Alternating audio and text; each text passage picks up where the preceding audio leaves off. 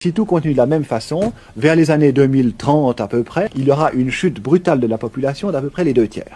On peut dire aujourd'hui que l'humanité est menacée. Il est extrêmement difficile de donner un délai, si vous voulez. À quel moment est-ce que ça sera la catastrophe? Je crois que là, ça a été étudié par différents groupes, en particulier le fameux groupe de Rome qui ont travaillé avec le MIT. Et ils ont en particulier fait jouer les données principales suivantes: les investissements en capital, ou le niveau de vie, ce qui revient à peu près au même, la population, le taux d'accroissement de la population, l'exploitation des ressources naturelles, la pollution, et la production d'alimentation. Ils ont mis tout ceci dans un ordinateur, ils ont dit à l'ordinateur qu'est-ce qui va se passer.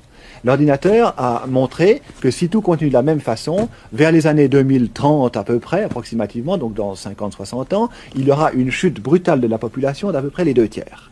Ils ont dit à l'ordinateur, alors qu'est-ce que tu veux qu'on fasse pour qu'en l'an 2000 on soit stabilisé?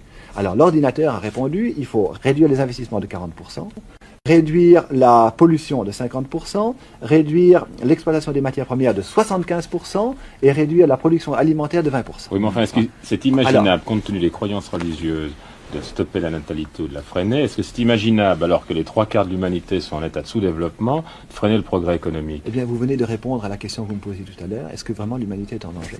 Alors, vous voyez, on trouve une solution, n'est-ce pas? Et vous dites vous-même, la solution est impossible à appliquer. Ben voilà le danger.